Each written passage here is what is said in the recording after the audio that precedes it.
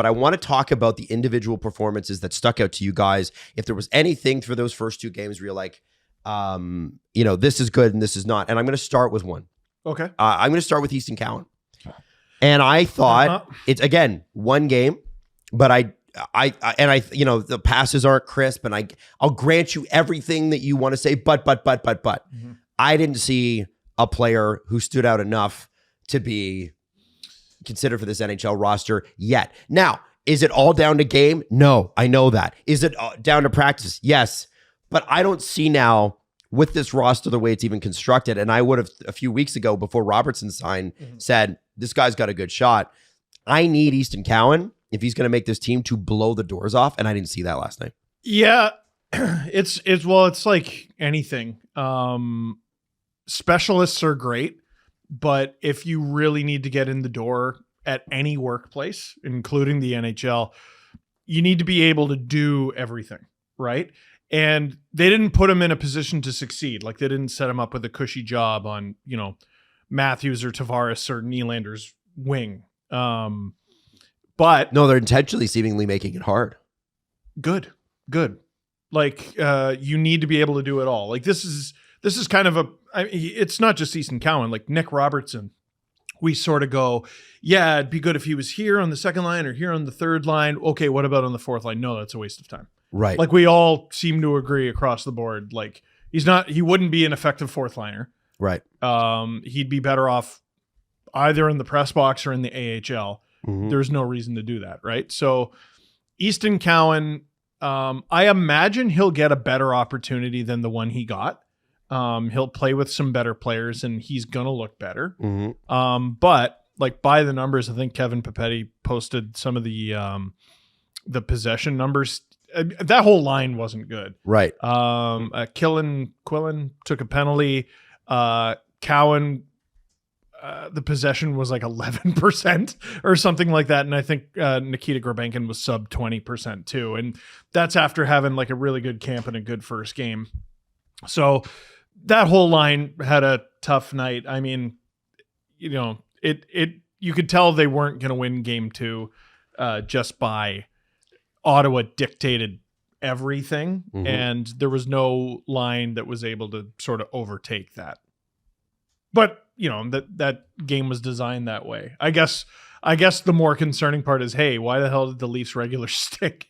Yeah. And then 2 guys aren't good to go out of it. Right. Right. So Matthews has a little something that's supposedly not serious, and Calle Yarncroke has a little something. Supposedly also not serious. Supposedly also not serious. But like, geez, you talk about getting nothing out of a preseason game. Yeah. You stunk out the joint. And then, I mean, some players didn't look ready at all. You're looking for a good first impression. How about Jake McCabe? Holy shit. Dude, that was terrible. Yeah. And I mean, that goes with most of the vets that we saw. Good Lord, he got turnstile by Yakimchuk. Yeah. Is it? Marner didn't look good on that either, but McCabe was the one who was standing right in front of him. So I would tack that onto him. It wasn't all bad. Pacioretty. Yeah. 2-goal performance and an assist on the game tying goal from Nylander. Before you name every I know. I'd like to go to Jesse. Is that okay? I was not sure if we were doing. This is Adam's job.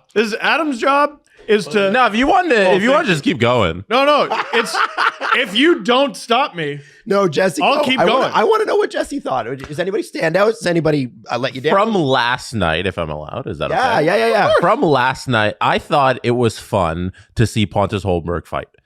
Yeah. Holmberg fell behind in that Ridley Grigg play where he brought him down from behind, and that was greasy. He got charged for 2 minutes. Yeah, not excusing that. Yeah. Don't do that. It's preseason. Ridley Grigg didn't come back, and he might be injured. Like, who knows what happens next with him and the rest of the training camp. Don't do that. You were slow. You were trailing the play. Don't do that. Yeah. But for him then to stand up and fight later in the game, this is a guy who had, I looked it up after, his 36 penalty minutes in his career. Like, not a guy who takes penalties. He's never been in a fight, a professional fight at the NHL level. For him to do that in a preseason game where he was clearly in the wrong and they wanted to challenge him for that, Round of applause. Like that's I think you can't really judge the play. He has that play on Greg because I assume he's just not up to speed yet. You know, that probably doesn't happen in the regular season. But you can judge intensity. And in that moment, he didn't bow down from the fight. Like, he didn't back off from the fight and say, like, no, it's a preseason game, I'm not going to fight you. No, he stood up and he fight. So, yeah, little intensity out of Pontus Holmberg is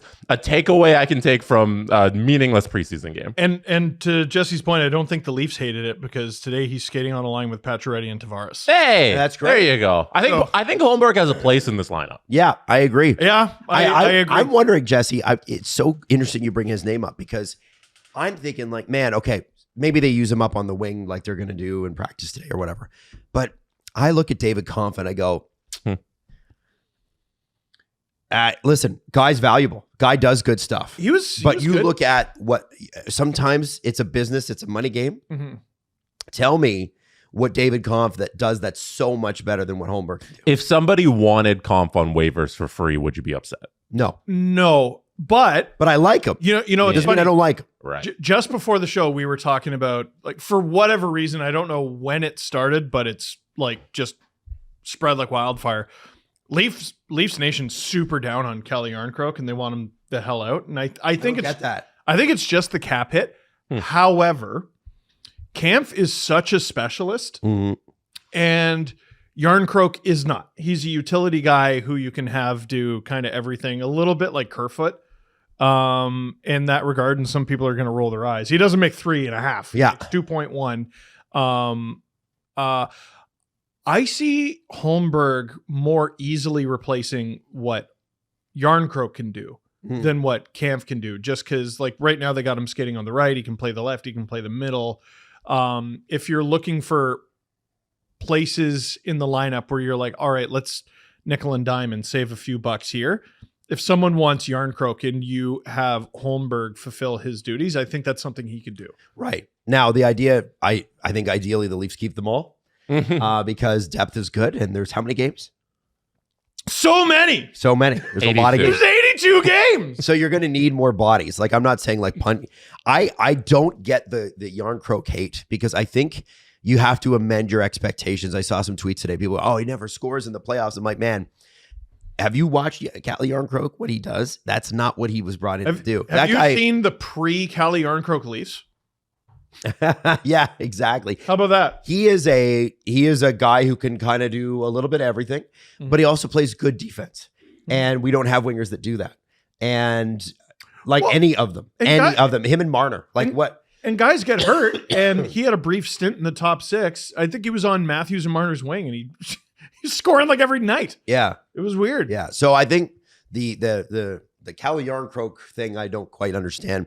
On the back end, one guy I really felt for yesterday, who I think is gonna have to, is Nicholas Mattinen. Yeah. That was a bad play. And he had a couple. He had a couple, and he just didn't look comfortable. And I wondered, remember, this is a guy that was drafted by the Leafs like 8 years ago. Mm-hmm. He's gone to Europe, and he's played on big ice surfaces. And I wonder sometimes if, because hockey is so hand-eye, right? And it is so much pace, and it's so much closer together, and these players are so much better. They're just a step better. I wonder if it's like this is going to take a little bit of adjustment. And maybe he only tops out as an AHL guy, but I wonder if that's an ECHL, AHL player that needs time to adjust. I don't are there expectations on Mattinen? No. This is somebody who's drafted in the 6th round, is now 26 years old. He's not a prospect at all and hasn't played in North America in a few years. Top scoring D-man in the German league last year, which I hate to say means nothing. Yeah. It's not an apples to apples. Oh, now he's going to be a great offensive. No, it's great that he has those chops. Mm-hmm. I think Frank Corrado's incredible at what he does. It was such a treat to have him on the broadcast yesterday. The giveaway for me was less concerning. I think he does that once in preseason, feels really stupid about it, and then doesn't do it again. Yeah, right. The more concerning thing that Frank Corrado pointed out is there was a moment in front of the net where he's got the puck in front of his own net, and he's just dilly-dallying, taking his time.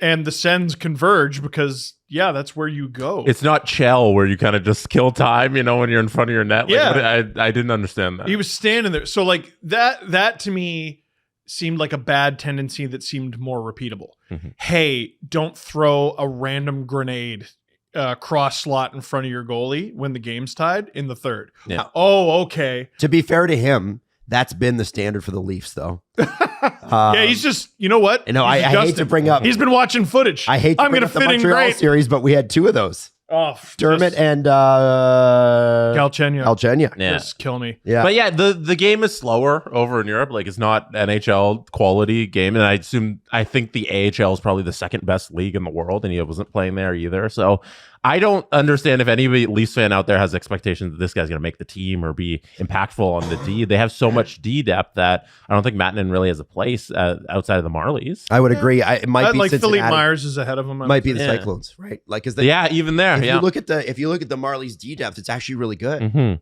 They look like they're going to be at least a strong, sturdy defensive team this year. It's interesting. I imagine he'll be in the A just because, like, if you look at his resume there, like, you're the highest scoring player in Germany. Like, I don't know, you might as well. You can crack the Marlies. Yeah. Well, and also, like, You could just go back. damn, if they're going to put me in the ECHL, I might as well just go play in Germany. Yeah, Right. He is from Ottawa, so like there might be the motivation to play in North America. Yeah, like he's it's not that he doesn't know how to play on North American ice. Like, if you look at his career, the vast majority of it is on North American ice, but he's maybe adjusting back. Yeah. Totally. It's crazy what an offensive player he was. Like look at his OHL career. Like, he didn't have this. Like, this wasn't a part of his game, and then he went to Europe and was like, 18-19 with the Bulldogs in the OHL, 30 points in 40 games. Overager, though.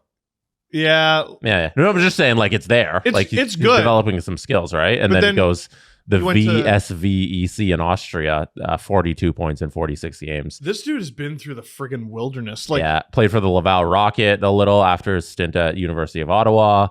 CCHL, 4 OHL teams, 2 seasons at the University of Ottawa, 8 games in the AHL, goes to Austria, goes to Germany. Jeez, I think he'd be happy to stick around anywhere. Yep. 6th round pick. Like, let's temper expectations. people. Yeah. No, I just felt for him. You don't want to when your whole thing as a player coming to camp as a like potential, like, hey, I'm trying to make my way to the show, and then you have that showing on like national TV, and like all the Leafs fans are tuning in. It's not great. Yeah. Now, first impressions don't have to stick, because Mike Johnson pointed out something that I totally forgot. So Benoit, I think, took 2 penalties last night.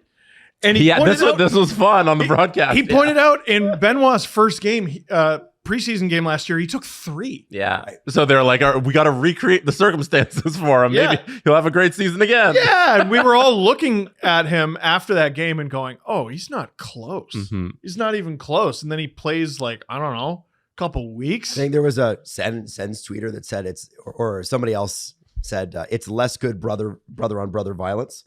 So it's because it was Nylander on Kachuk. Kachuk on Nylander. Oh, wow. Boo. Wow. Wow. Benoit got in his face, right? That's tough. Benoit wearing the A. Johnson was mentioning that too. That's You're hoping that someone takes a picture? Yeah, you can wear the A for that night. Like, that's fun. That's cool. Yeah, Mike Johnson said, you hope the guy who takes pictures for the hockey cards Yeah, is there takes it that day. Yeah. I love that. No, but like, it's so meaningless. I thought that was such a great tip, and I'm so happy you remember that he said that during the broadcast, because like I sat there, I'm like, yeah, that 3 penalties first preseason game. This guy's trash. No, the game doesn't mean anything. Yeah, is what it actually means. Yeah, I mean, you don't want him to look completely out of place or anything, but like, if he does, it could just mean nothing.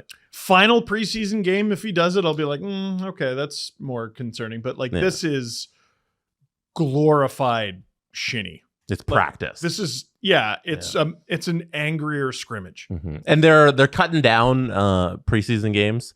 The Leafs only have 6 this year, which is good. Mm-hmm. That's the minimum you can play, and some teams are playing like 8, so we don't have to sit through 8 preseason games, which is awesome. But it should be like 4, if we're being honest. It should be like you get the squads out 2 times. You split up the teams, and that's it. Yeah, you could argue mistakes are magnified as a result, right? Oh, there's so many. Well, if you have a bad game in previous years, you might have had an opportunity to fix it once or twice after that, but like, some guys who played last night may not play for the team again. Yep. Ever. Yeah. I'd Bring it ever. 4 preseason games would be nice. Yeah, we'll get there. People obviously are wondering what Nick Robertson's future will be. And it's interesting because Berube was asked about him, and he said he's been great in camp. His work ethic has been unbelievable. He's hounding pucks. He's just got to do that tonight in the game. This is pregame. And he did. He doesn't have to complicate his game, which he didn't. Use his speed, play straight lines, be responsible defensively. And they made a point on the broadcast of pointing that out. Mm-hmm. The stick work in the corners. Mm-hmm. And of course, this is so par for the course with Robertson. It's like, and there he got lit up again.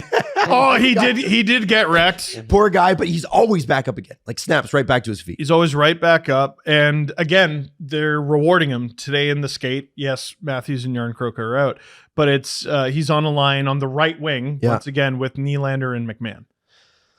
And that's pretty good. That's I mean, he has already skated on a higher line in camp and then not played on that line. Yeah. So we'll definitely see what they do next game. Next game, I think, is going to be a far bigger indicator of what they plan on doing. Yeah. Going forward. Dewar missing this camp sucks. It does. And they did today. I saw, and I can't find the tweet, but I basically saw that they've divided camp now, which they have to do. 60 players there. They've divided camp now into what seems to be the AHL squad and what seems to be the NHL squad. You want me to just read it? Yeah, you got it? Yeah, so Mark Masters lines at practice today. Nyes, Domi, Marner, McMahon, Nylander, Robertson, Pacioretty, Tavares, Holmberg, Lorentz, Kampf, Reeves. Yeah, 2 guys are missing from that, but like that's the NHL forward group. Yeah, Dewar, I think, would be the only guy that I can think of. Well, he's got an NHL contract. Lorentz and Pacioretty don't. Right. Riley Tanev. Yep. OEL McCabe. Yep. Benoit Liljegren. Yep. Rafai, who I think he was pretty snarly last night. Timmins. You could, outside of Hakanpää, you could make an argument that that's 7 and 8. Wool, Stallers. Like, yeah, that's the NHL group minus the guys who are hurt. Basically, like who's missing really? Yeah. Other than like guys who are going to get waived, who could play NHL games, like I don't know, Murmis and Myers and. So Max Domi is replacing Austin Matthews permanently. Crazy. That's Forever. crazy. That's crazy. Yeah, You crazy. said those are the lines. Matthews is scratched, won't make the team.